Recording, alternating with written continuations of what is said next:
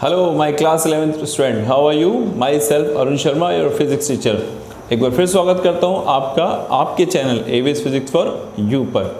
आज हम इस पढ़ने और पढ़ाने की पाठशाला में एक नया टॉपिक लेकर आए हैं, मैकेनिकल प्रॉपर्टी ऑफ सॉलिड। एक अच्छा खासा इंपॉर्टेंट टॉपिक और बहुत ईजी, तो आप इसको बहुत केयरफुली स्टडी करें। हमारे इस चैनल का फीचर्स ये है कि हम आपको मिनिमम टाइम में मैक्सिमम गेन प्रोवाइड कराएं, यानी कम समय में ज़्यादा से ज़्यादा फिजिक्स आपको समझ में आए, ताकि आप अच्छे से टाइम को मैनेज कर पाएँ। तो आज शुरू करिए हमारे साथ मैकेनिकल प्रॉपर्टी ऑफ सॉलिड। अब mechanical property of solid, what about the solid which have the equal, भाई आपको मालूम होना चाहिए सॉलिड के बारे में। सॉलिड कैसे होते हैं? Solid fix volume, fix shape, fix size, ये होते हैं हमारे सॉलिड नॉर्मली। बट हम जो आज पढ़ने वाले हैं वो हम पढ़ने वाले हैं इलास्टिसिटी के बारे में, सॉलिड की प्रॉपर्टी। इलास्टिसिटी क्या होता है? ऑलवेज एवरी ऑब्जेक्ट जिस पे डिफॉर्मिंग फोर्स अप्लाई होने वाला हो वो हमेशा डिफॉर्मिंग फोर्स का अपोज करता है। Every solid have the property to opposing the deforming force. आप स्प्रिंग को दबाओ, दबेगी थोड़ी, फोर्स लगाना पड़ेगा। स्प्रिंग को खींचो, खींचेगी थोड़ी, फोर्स लगाना पड़ेगा। That is the deforming force. क्यों लगाना पड़ा? क्योंकि उसके मॉलिक्यूल्स ने एक दूसरे को अट्रैक्ट कर रहा था। आपने उसे खींचा, अट्रैक्शन फोर्स के अगेंस्ट फोर्स लगाना पड़ेगा, डिफॉर्मिंग फोर्स। आप उसे दबा रहे हैं, मॉलिक्यूल्स नहीं कंप्रेस होना चाहते, फिर भी आप कंप्रेस कर रहे हैं, डिफॉर्मिंग फोर्स। तो जो इलास्टिसिटी की प्रॉपर्टी है, जिसमें हम देखते हैं हर ऑब्जेक्ट अपने ऊपर अप्लाई होने वाले डिफॉर्मिंग फोर्स का अपोज करने का नेचर रखता है, इस प्रॉपर्टी को हम इलास्टिसिटी बोलते हैं। और इसके बिहाफ पर हमने 3 कैटेगरी में डिवाइड किया गया था मटेरियल्स को। कौन कौन से मटेरियल होते हैं, ध्यान से देखिएगा। हम इनको 3 कैटेगरी में डिवाइड करते हैं। पहली कैटेगरी इलास्टिक, दूसरी कैटेगरी प्लास्टिक, फिर रिजिड। ये 3 कैटेगरी में डिवाइड किया हमने, इलास्टिक, प्लास्टिक, रिजिड। अब इलास्टिक क्या होते हैं, बहुत केयरफुली समझिएगा। Elastics are the those substance which regain their position after removing deforming force. अगर आप इन पे अप्लाई करे हुए डिफॉर्मिंग फोर्स को हटा भी लो तो ये अपनी पोजीशन में वापस आ जाते हैं। क्लियर? क्लास के ऐसे बच्चे जब तक पीटते रहो तब तक तो ठीक रहते हैं, पीटना बंद कर दो फिर वैसे गधे के गधे। नहीं, मतलब शैतान बच्चे, आप उनकी पिटाई करते रहो, समय समय में डोज देते रहो, वो सुधरे रहेंगे। जहाँ डोज देना बंद किया, पिटाई विटाई बंद कर दी, फिर से वापस अपने ऐसे हो गए। ये होते हैं इलास्टिक। तो इलास्टिक क्या हो गए? Elastic are those substance which regain their position after removing deforming force. वो अपनी वापस पहले ऐसी पोजीशन में दोबारा आते हैं। एग्जाम्पल, रबड़, खींचो खिंच गया, छोड़ दो वापस आ गया। स्प्रिंग, खींचो खिंच गया, छोड़ दो वापस आ गया। स्प्रिंग, दबाओ दब गया, छोड़ दो वापस आ गया। तो जिन पे भी डिफॉर्मिंग फोर्स रिमूव करने के बाद रीगेन करने का नेचर होता है, प्रॉपर्टी होती है, उनको हम लोग बोलते हैं इलास्टिक सब्सटेंस। एग्जाम्पल, रबड़ या स्प्रिंग। अच्छा, प्लास्टिक क्या होते हैं? अब उनके बारे में। प्लास्टिक आर दो substance which not regain their position. अरे भाई, मतलब डिफॉर्मिंग फोर्स अप्लाई करने पे उनकी पोजीशन चेंज हो रही है, बट जैसे डिफॉर्मिंग फोर्स को रिमूव किया वो अपनी प्रीवियस पोजीशन में वापस नहीं आते। एग्जाम्पल, इनके लिए क्या कह सकते हैं हम? पहले तो नॉर्मली क्लास के कुछ ऐसे बच्चे एक बार ढंग से कूट दो, ढंग से कूट दो, फिर दोबारा कूटने की कभी ज़रूरत नहीं पड़ेगी, वो बन जाएंगे शरीफ, अच्छे पढ़ने वाले बच्चे। एग्जाम्पल, प्रैक्टिकल लाइफ में मड, वैक्स, ये सब किसके एग्जाम्पल हैं हमारे पास? प्लास्टिक के। मैंने वैक्स का एक बहुत अच्छा सा हाथी बनाया, उसको रोड पे रख दिया, सामने से एक बड़ा भारी सा पर्सन आया, उसने पैर रखा, हाथी का कचूमर निकल गया। अब वो अपनी गलती मानते हुए डिफॉर्मिंग फोर्स को हटा भी ले, यानी अपना पैर उठा भी ले, तो क्या मेरा हाथी वैसा दोबारा बनेगा? नहीं। तो ये किसका एग्जाम्पल हुआ हमारा?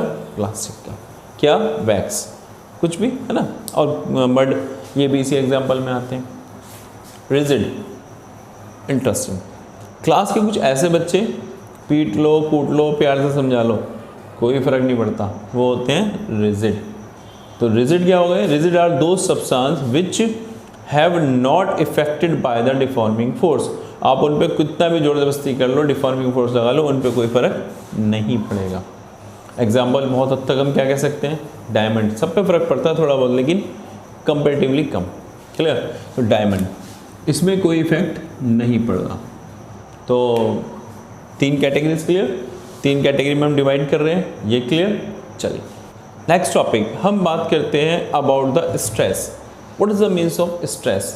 Basically stress just like a force but पर यूनिट एरिया। आप ऑब्जेक्ट पे फोर्स अप्लाई कर रहे हैं बट उसके पर यूनिट एरिया पे, तो force on per unit area is called stress. But हम पर यूनिट एरिया पे अप्लाई करने वाला फोर्स भी अलग अलग तरीके से देख सकते हैं। किसी वायर पे अगर ऑब्जेक्ट हैंग हो जाए तो वो भी तो उसके पर यूनिट एरिया पे फोर्स अप्लाई कर रहा है। स्प्रिंग को कंप्रेस कर दो तो भी पर यूनिट एरिया पे फोर्स अप्लाई हो रहा है। किसी ऑब्जेक्ट को एकदम कांटेक्ट करते हुए उस पर नॉर्मल फोर्स अप्लाई करो, ये भी तो फोर्स पर यूनिट एरिया पे लग रहा है। कोई ऑब्जेक्ट सर्कुलर पाथ में रिवॉल्व कर रहा है, उस पर फोर्स लगाओ, वो भी तो पर यूनिट एरिया पे। तो ये जो फोर्स अप्लाई हो रहा है पर यूनिट एरिया पे, ये अलग अलग शेप में, अलग अलग कंडीशन में अलग अलग होता है। इसीलिए स्ट्रेस को भी अलग अलग फॉर्मेट में डिवाइड किया गया है। कौन से देखते हैं। तो हमारा नेक्स्ट टॉपिक है स्ट्रेस, और जिसके बारे में हमने पढ़ा ये होता है फोर्स पर यूनिट एरिया। और सिंपली अगर बात करें स्ट्रेस की तो यूनिट हो गई, दो बच्चों वाली बात है, न्यूटन पर मीटर स्क्वायर। डायमेंशन हो गया ml-1 t-2। And what about the stress? Stress basically divide in 2 category. First is normal stress, next is tangential stress. Clear? तो वन शुड बी क्लियर कि what is the difference between the normal and tangential. Normal में object का जो size है वो very कर जाता है, यानी साइज में क्या आता है, वेरिएशन। टेंजेंशियल में ऑब्जेक्ट की शेप में वेरिएशन आता है। गौर से समझ लेना, नॉर्मल में ऑब्जेक्ट का साइज, वायर बड़ा है छोटा हो गया, छोटा है बड़ा हो गया, और बॉल छोटी है बड़ी हो गई, हमारे पास एक बैलून है वो बड़े से छोटा हो गया, ये सब इसमें आएगा। टेंजेंशियल में शेप ही चेंज, एक घुसा हमारा बॉल पे चक गई, उसका शेप बदल गया। हमारे पास कुतुब मीनार को फोर्स मारा, बैंड हो गया, शेप बदल गया, टेंजेंशियल। अब जरा यहाँ समझो, नॉर्मल की भी 2 कैटेगरी, नॉर्मल को भी 2 कैटेगरी में डिवाइड किया गया है। एक होता है टेंसाइल, एक होता है कंप्रेसिव। अब टेंसाइल और कंप्रेसिव क्या? अगर वायर की लेंथ में इंक्रीमेंट हो रहा है, लेंथ में क्या हो रहा है, इंक्रीमेंट। पहले वायर इतना बड़ा था, फोर्स लगाया, इतना और इंक्रीज हो गया। तो अगर वायर की लेंथ में इंक्रीमेंट हो रहा है, आप देख रहे हो कि लेंथ को इंक्रीज होते हुए, तो उस सिचुएशन में फोर्स पर यूनिट एरिया को हम लोग बोलते हैं नॉर्मल टेंसाइल स्ट्रेस। फोर्स मतलब यहाँ वेट की फॉर्म में होगा, वायर है तो पाई स्क्वायर भी हो सकता है, क्रॉस सेक्शन एरिया। क्या बताया मैंने, बहुत केयरफुली सुनना इस चीज़ को। If after applying the force, deforming force apply किया आपने, object length should be increase. अगर ऑब्जेक्ट की लेंथ इंक्रीज होती है, in that case stress is known as normal tensile stress. Formula हुई F/A, बट ये फोर्स वेट की, मतलब फोर्स जो है वेट की फॉर्म में, और जो एरिया वायर का होता है वो क्रॉस सेक्शन। दूसरा, अगर वायर की लेंथ में डिक्रीमेंट हो रहा है, भाई इतना बड़ा स्प्रिंग था, कंप्रेस किया, छोटा हो गया, तो अगर डिक्रीमेंट हो रहा है, चाहे वो वायर में हो या वो एक बड़ा सा ऑब्जेक्ट है स्पेरिकल, उसका साइज पहले से कम हो रहा है, तो कहीं भी अगर डिक्रीमेंट आता है साइज में, जो चेंजेस आ रहा है, मतलब साइज तो नहीं कहेंगे, शेप, हाँ साइज में जो चेंजेस आ रहा है उसको बोलते हैं compressive.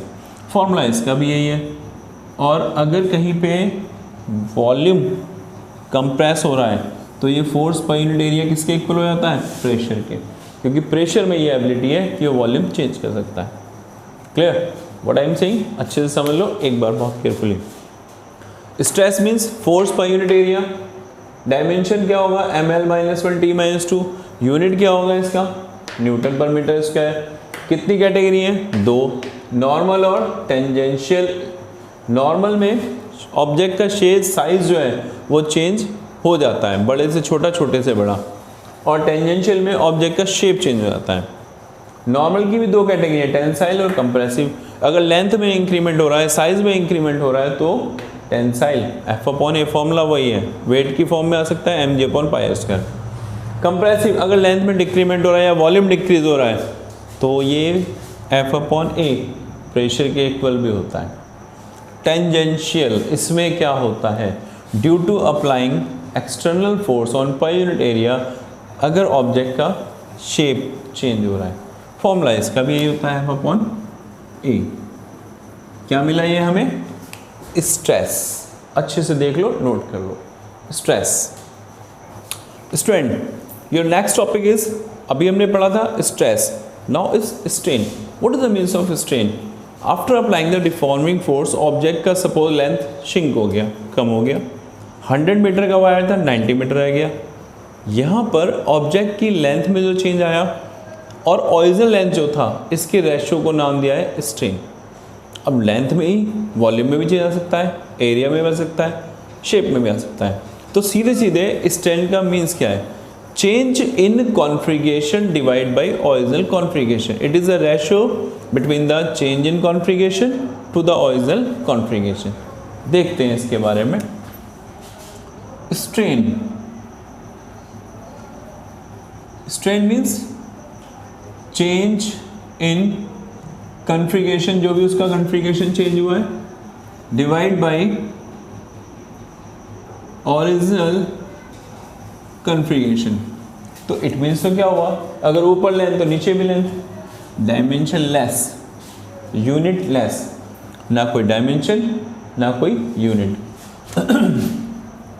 Also divide in 3 category, ये भी 3 कैटेगरी में डिवाइड होता है। पहला लॉन्गिट्यूडनल, दूसरा वॉल्यूमेट्रिक और तीसरा शेयरिंग।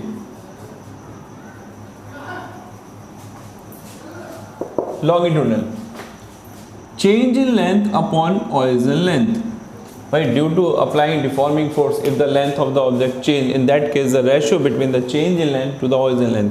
आपने डिफॉर्मिंग फोर्स अप्लाई किया, ऑब्जेक्ट की लेंथ में चेंज आया, प्रीवियस लेंथ कितना था, इस रेशियो को नाम देते हैं हम लोग longitudinal strain. Next one volumetric, आपने उस पर डिफॉर्मिंग फोर्स अप्लाई किया, उससे उसका वॉल्यूम चेंज हो गया, change in volume upon original volume is called volumetric strain. आपने उस पर फोर्स अप्लाई किया, वॉल्यूम में चेंज आया, तो change in volume upon original volume, क्या बोलते हैं इसको, वॉल्यूमेट्रिक स्ट्रेन। शेयरिंग स्ट्रेन, आपने ऑब्जेक्ट पे डिफॉर्मिंग फोर्स अप्लाई किया और उसका एंगल चेंज हो गया, इसको बोलते हैं शेयरिंग। गौर से देखो, केयरफुली देखो और समझो। स्ट्रेन की 3 कैटेगरी। स्ट्रेन मीन्स क्या है, स्ट्रेन मीन्स होता है change in configuration upon original configuration divide in 3 category, longitudinal, volumetric, sharing. Longitudinal change in length upon original length, volumetric change in volume upon original volume, sharing change in angle. अच्छे से देखो, note कर सकते हो fast.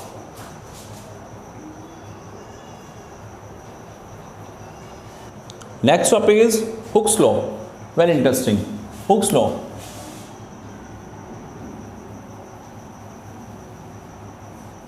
What is the means of Hooke's law? भाई एक spring पे मैंने फोर्स लगाया, उसकी लेंथ बढ़ गई, और फोर्स लगाया और बढ़ गई, और फोर्स लगाया और बढ़ गई, लगाया टूट गई। तो हर चीज़ की एक लिमिट होती है, अपोज करने की एक लिमिट होती है, उसको बोलते हैं उसकी लिमिट ऑफ इलास्टिसिटी। तो हुक्स लॉ ने ये बताया था within the limit of elasticity, elasticity की लिमिट के अंदर stress is directly proportional to strain. आप जितना ज़्यादा स्ट्रेस बढ़ाओगे उतना ज़्यादा स्ट्रेन, बट एक लिमिट तक। उसके बाद क्या होगा, ज़्यादा स्ट्रेस कर दोगे, स्ट्रेन इफेक्टेड होने लगेगा और ऑब्जेक्ट ब्रेक हो जाएगा।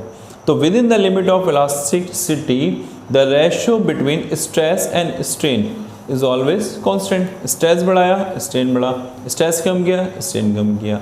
तो according to Hooke's law the ratio between the stress and strain is constant, which is known as modulus of elasticity, और इसको हम लोग क्या बोलते हैं, modulus of elasticity. And these modulus of elasticity has been 3 types. इसके भी 3 categories होते हैं modulus of elasticity के. कौन कौन से होते हैं? पहला यंग्स मॉडुलस, दूसरा बल्क मॉडुलस, तीसरा मॉडुलस ऑफ रिजिडिटी. अब हम इनके ऊपर स्टडी करते हैं one by one. First thing, Young's modulus क्या होता है? The ratio between the normal stress to the longitudinal strain.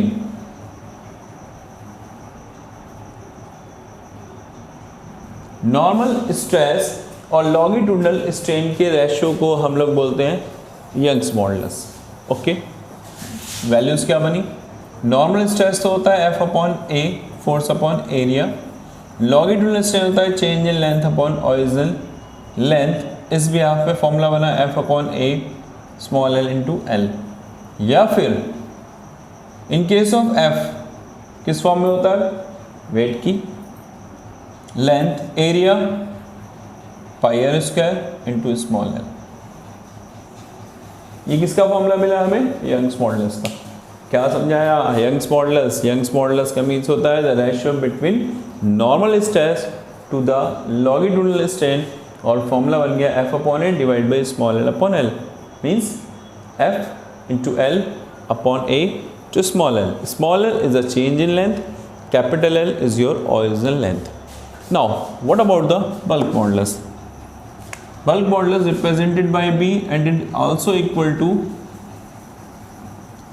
ratio between the normal stress to the volumetric strain.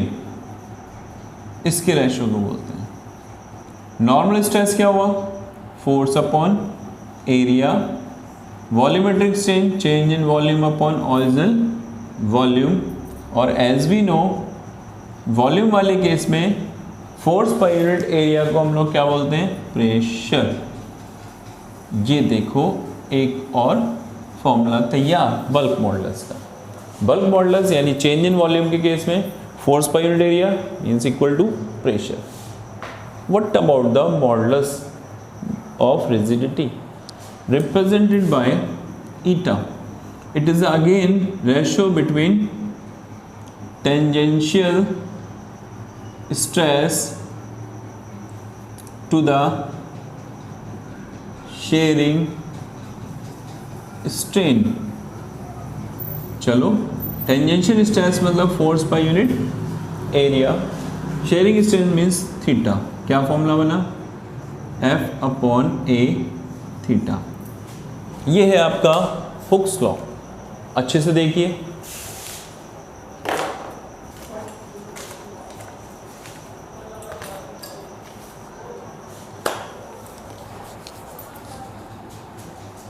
तो स्टूडेंट, थैंक्स फॉर वाचिंग. लगातार ऐसे ही हमारे इस channel AVS physics for you को देखते रहें और आप अच्छे से अपनी फिजिक्स की पढ़ाई करते रहें.